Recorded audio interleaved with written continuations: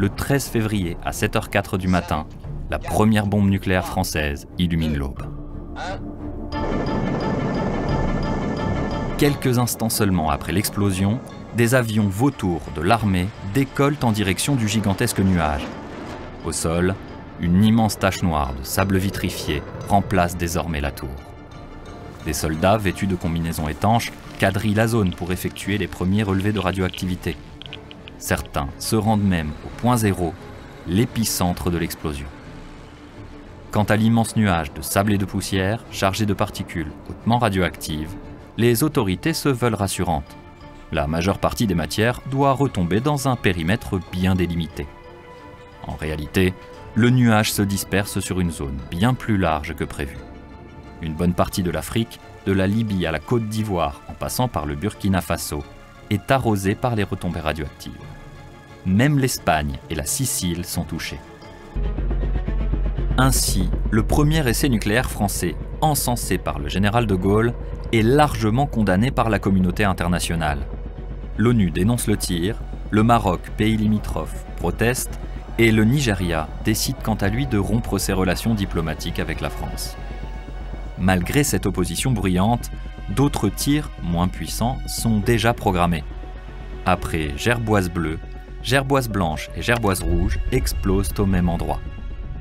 Mais un an plus tard, le 23 avril 1961, la situation en Algérie est extrêmement tendue. C'est le putsch des généraux.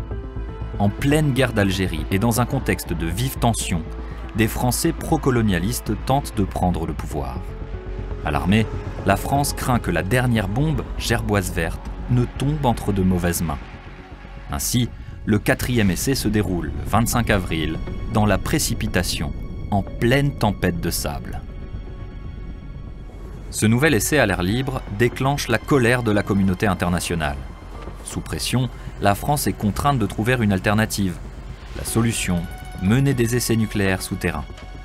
Ainsi, un nouveau laboratoire émerge à moins de 600 km de Reggane, dans le massif montagneux du Hogar. Le complexe porte le nom exotique de Centre d'expérimentation militaire des Oasis.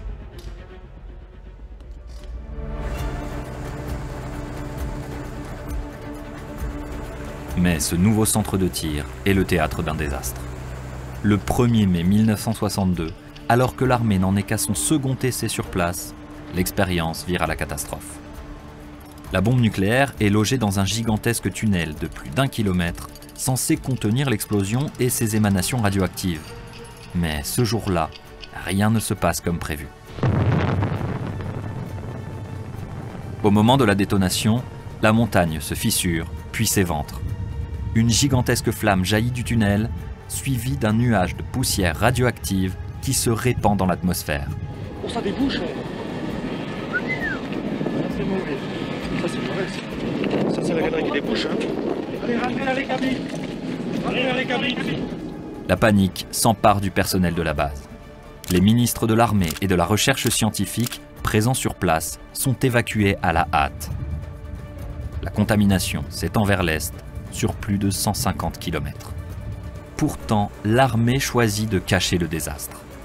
Au journal télévisé, l'accident est passé sous silence et la catastrophe est même niée.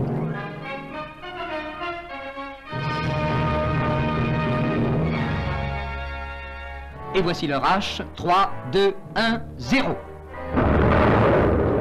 L'ébranlement du sol soulève les poussières accumulées par l'érosion sans cassure de la montagne. Elles ne sont pas radioactives, les émanations sont en permanence contrôlées pour déceler tout danger accidentel. L'accident du 1er mai 1962 est le plus grave survenu dans le Sahara. Environ 100 personnes assistant à l'essai ont été contaminées, dont le ministre des Armées Pierre Messmer. Mais cette catastrophe ne met pas fin aux essais nucléaires français. Bien au contraire, la campagne se poursuit toujours dans la même montagne. Au total, 11 nouvelles explosions y sont déclenchées. Mais 5 ans plus tard, en 1967, l'Algérie récupère ses territoires. En effet, suite aux accords d'Évian signés en mars 1962, le pays est devenu indépendant. Une clause secrète de ces accords octroyait à la France le droit de procéder à des essais sur le territoire algérien pendant 5 ans. À présent, il est temps pour la France de quitter l'Algérie. Prochaine destination, les tropiques. À quand la France ou plutôt les dirigeants français cesseront de jouer au jeu du chat et de la souris avec l'Afrique? Pour certains dirigeants français, le mal qu'ils ont fait subir aux Africains, y compris les Algériens, disparaîtront un jour par enchantement ou par un claquement de doigts dans la mémoire collective africaine pour faire place à une nouvelle page vierge où les nouvelles générations parleront en unisson de paix et d'harmonie. Cela est possible. Et a été même à plusieurs fois possible, si seulement les nostalgiques du système France-Afrique n'avaient pas été là pour rappeler aux Africains qu'une paix et une harmonie entre le passé et le présent ne sont pas possibles. Oui, la France a fait beaucoup de tort aux Africains. Oui, la France continue de faire beaucoup de tort aux Africains à travers une monnaie de singe appelée franc CFA, à travers leurs sous-préfets qu'ils mettent à la tête de nos États africains et qui n'ont qu'une seule mission, mater leur population afin de permettre à leur maître la France de se servir à volonté du gâteau Afrique au détriment des peuples africains qui croupissent dans la misère, la faim et la mendicité.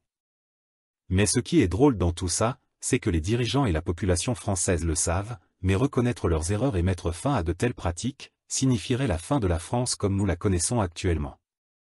La fin d'une vie bourgeoise, et ouvrira les portes vers un nouveau monde qu'eux-mêmes appellent tiers-monde. C'est ce qui fait peur à l'élite française. Pour beaucoup, surtout la jeunesse, le futur de la France n'existe plus. Car elle n'a pas pu sortir par la grande porte quand l'occasion lui avait été donnée comme ce fut le cas de l'Espagne. Mais elle continue dans son orgueil et son arrogance qui la caractérise à se faire croire qu'elle est toujours cette belle femme tant désireuse de tous comme ce fut dans le passé. Mais hormis l'Algérie, il y a aussi certains pays moins connus dont on en parle très peu, ou pas du tout dans les médias, c'est les autres pays du Sahel. On nous parle d'indemniser l'Algérie pour les dommages des différents essais nucléaires pratiqués sur leur territoire, comme si la vie des hommes dans les autres pays du Sahel ne comptait pas. Allons-nous un jour indemniser ces pays aussi? Mais avant d'en arriver là, la France aura-t-elle le courage de déclassifier les archives de ces pays du Sahel comme elle l'a fait pour l'Algérie? Nous doutons fort bien que de telles décisions ne soient prises dans un avenir proche avec de telles tensions qui règnent de jour en jour entre ces pays et l'ancien pays colonisateur. Mais un premier pas vers la reconnaissance de tels actes serait déjà un acte de sincérité dans les relations entre l'Afrique et les dirigeants français. Mais cela a moins d'importance à l'heure actuelle où toutes les anciennes colonies françaises cherchent plutôt à s'éloigner d'elles pour se préserver du risque d'un perpétuel recommencement. Il est temps de tourner la page pour s'orienter vers le futur qui se veut maintenant plus prospère après plusieurs siècles d'esclavage, de colonisation, de néocolonisation et maintenant on ne sait de quoi. Voilà, c'est tout pour cette vidéo. Que vous voulez ou non, ou que cela vous plaise ou non, nous faisons partie du jeu.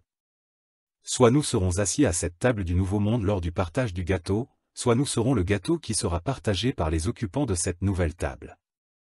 Et c'est suite à ces belles phrases que nous vous remercions pour votre attention. Si le contenu vous a été d'une quelconque utilité, veuillez nous laisser en commentaire votre point de vue, cela nous fera que plaisir. Merci encore à toutes et à tous pour votre fidélité et nous vous disons à très bientôt pour une nouvelle vidéo.